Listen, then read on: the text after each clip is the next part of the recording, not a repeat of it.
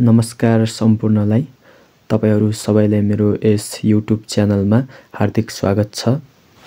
आज भने म तपाईहरुलाई माइनर हेल्थ सब्जेक्टको एक्जाम टिप्सहरु लिएर आउने क्रममा एकाइ 3 स्वस्थकर विद्यालय वातावरण र विद्यालय पोषण कार्यक्रम सम्बन्धी महत्त्वपूर्ण नोटहरु लिएर आएको छु। यदि तपाईहरु पनि मसँगै बीएड चौथो वर्षमा अध्ययनरत हुनुहुन्छ भने तपाईहरुको लागि यो भिडियो एकदमै लाभदायक र उपलब्धिमूलक हुनेछ भन्ने आशा गर्दछु। र यस्तै अन्य भिडियोहरु पनि यदि तपाईलाई चाहिएको छ भने कृपया यो च्यानललाई सब्स्क्राइब गरिदिनुस् र लाइक गरिदिनुस् र साथसाथै कमेन्ट पनि गर्नुहोस्, जसले गर्दा तपाईलाई मसँगै जोडिने अवसर मिल्दछ। मैले यो स्क्रिनमा शेयर गरेको फोटोमा भएका अक्षरहरु सानो भएकाले यसलाई तपाईहरुले यदि नोट बनाउन लाग्नु भएको छ भने तपाईहरुले यो युट्युबमा जुम गरेर पनि हेर्न सक्नुहुनेछ। यो एकाइ 3 भित्र हामीले मुख्य गरी 16 वटा पोइन्टहरु मुख्य पोइन्टहरुमा रहेर विषयवस्तुको अध्ययन गर्नुपर्ने हुन्छ। ल अब सुरु गरौँ है त। पहिलो टपिक रहेको छ appraisal method of mental health problems of pupils. 1. विद्यार्थीको व्यवहारको अवलोकन। 2. मानसिक अवस्थाको परीक्षण। 3. चिकित्सा परीक्षण।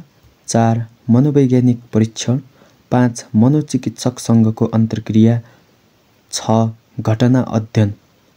त्यस्तै गरी दोस्रो टपिक रहेको छ साइकोसोशियल इन्भाइरोन्मेन्ट। मनोसामाजिक वातावरण, जसलाई मानसिक वातावरण पनि भनिन्छ। विद्यालय स्वस्थकर हुनका निमित्त भौतिक वातावरण जतिको आवश्यक हुन्छ त्यत्तिकै मानसिक वातावरणको पनि महत्त्व रहेको हुन्छ। जसरी विद्यालयको भौतिक संरचनाले विद्यालय स्वस्थकर हो होइन भन्ने कुराको जानकारी दिन्छ, त्यसैगरी मनोसामाजिक वातावरणले पनि सोको जानकारी दिन्छ। मनोसामाजिक वातावरण अन्तर्गत विद्यालयमा शिक्षक, कर्मचारी तथा विद्यार्थीहरू हुने गर्दछन्। उनीहरू बीचमा नङ र मासु जत्तिकै प्रगाढ सम्बन्ध हुनुपर्दछ। त्यस्तैगरी तेस्रो टपिक रहेको छ इम्पोर्टेन्स अफ साइकोसोशियल इन्भाइरोन्मेन्ट। मनोसामाजिक वातावरणको महत्त्व। पोइन्ट नम्बर फर्स्टमा रहेको छ 1 मा मनोसामाजिक वातावरणले विद्यालय परिवारलाई नै स्वस्थ बनाउँछ। 2. मनोसामाजिक वातावरणले आदर्श नागरिक तयार गर्नमा सहयोग पुर्याउँछ। 3. यसले विद्यालय र समुदायको बीचमा संयुक्त कार्यक्रम गर्नमा सहयोग पुर्याउँछ। 4. मनोसामाजिक वातावरणले विद्यालयको समग्र वातावरण सुधार गर्नमा सहयोग पुर्याउँछ। 5. यसले विद्यालयमा शान्तिपूर्ण शैक्षिक क्रियाकलापहरू सञ्चालन गर्ने कार्यमा सहयोग पुर्याउँछ। 6. समग्रमा भन्नुपर्दा मनोसामाजिक वातावरणले स्वस्थपूर्ण विद्यालय वातावरणको निर्माणमा सहयोग पुर्याउँदछ। त्यस्तैगरी तेस्रो टपिक रहेको छ elements of psychosocial environment of healthful living. हैन, स्वस्थपूर्ण जीवनका लागि चाहिँ मनोसामाजिक वातावरणका तत्त्वहरू के हुन्छन् त? 1. विद्यार्थी बीचको सम्बन्ध। 2. शिक्षक बीचको सम्बन्ध। 3. विद्यार्थी शिक्षकहरू बीचको सम्बन्ध। 4. अतिरिक्त क्रियाकलापको सञ्चालन।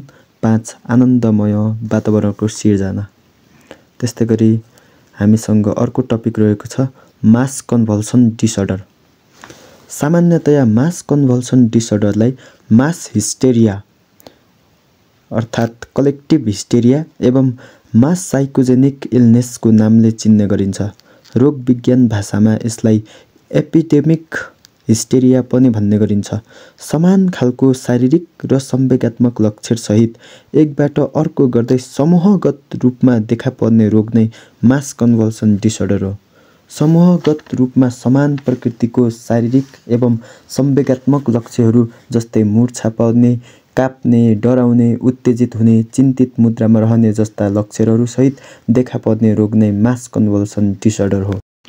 त्यस्तैगरी हामीसँग अर्को टपिक रहेको छ क्लिनिकल सिम्पटम्स अफ मास कन्भल्सन। मास कन्भल्सन हुँदाखेरि के कस्ता लक्षणहरू देखा पर्दछन् त? 1. रिङ्गटा लाग्ने एवं वाकवाकी हुने। 2. होस गुम्ने एवं अचेत रहने।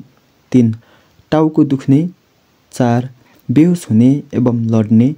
5. पेटको मांसपेशी खुम्चने र दुख्ने। 6. खुट्टाको मांसपेशी बाउडिने आदि।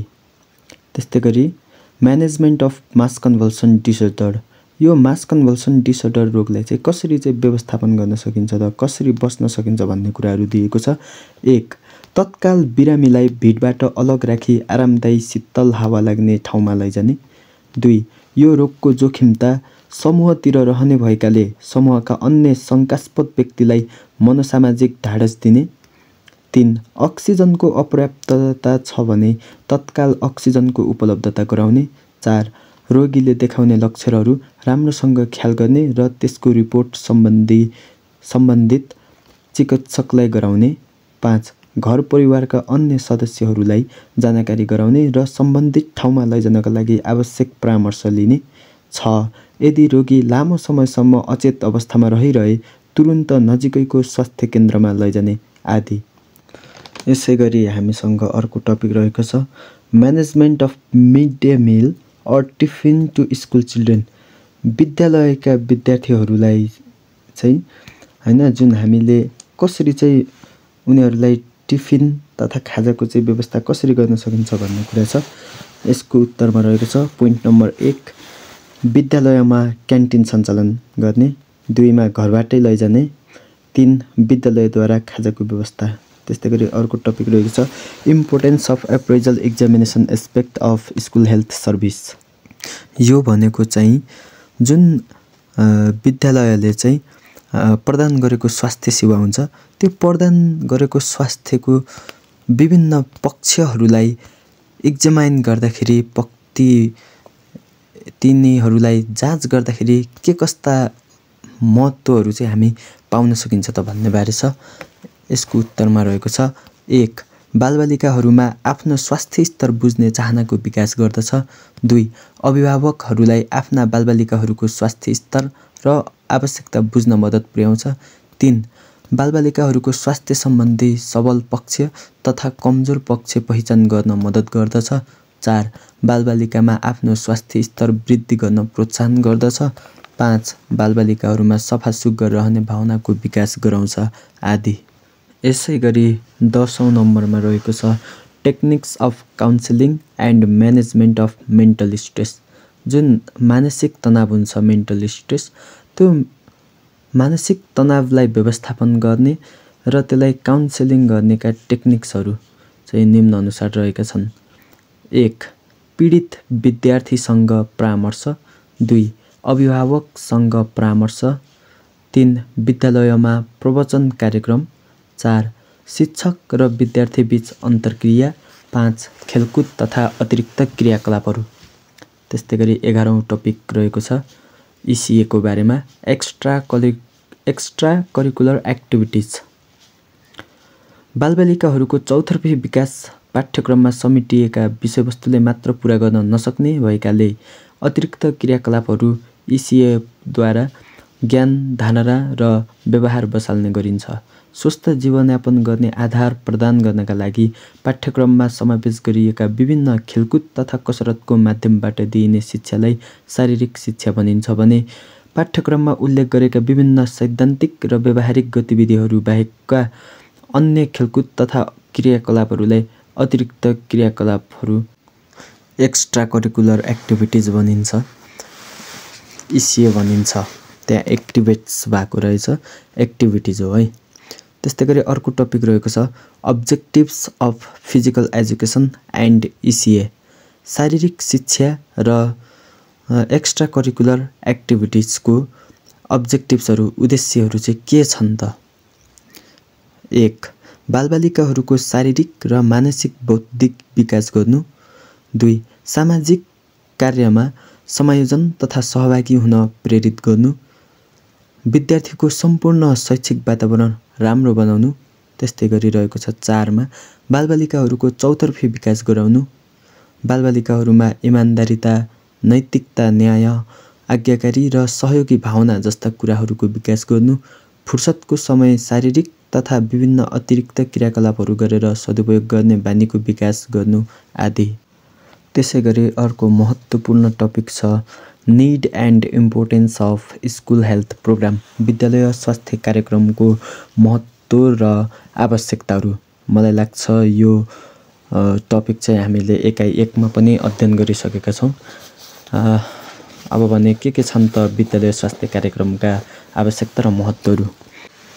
1. बालबालिकाहरूमा स्वास्थ्यका राम्रा बानी व्यवहारहरूको विकास र अभ्यास गराउनु। 2. व्यक्तिगत स्वास्थ्यको महत्त्वको बारेमा जानकारी र अभ्यास गराउनु। 3. परम्परागत रूढिवादी संस्कार र अन्धविश्वासलाई त्यागेर आधुनिक सोचाइ, दृष्टिकोण र आचरणतिर अग्रसर बनाउनु। 4. परिवर्तित वातावरण र समाजमा स्वास्थ्यपूर्ण समायोजन गर्न सक्ने क्षमता विकास गराउनु। 5. बालबालिकाहरूमा स्वास्थ्य नै धन हो भन्ने भावनाको विकास गराउनु आदि। त्यस्तै गरी अर्को टपिक रहेको छ हामीसँग need and importance of health promoting schools. अब भने स्वास्थ्य प्रवर्धन विद्यालयहरूका चाहिँ महत्त्वहरू र आवश्यकताहरू चाहिँ के छन्। 1. विद्यालय स्वास्थ्य प्रवर्धनले विद्यालय स्वास्थ्य कार्यक्रमका उद्देश्यहरू पूर्ति गर्न मद्दत पुर्याउनु।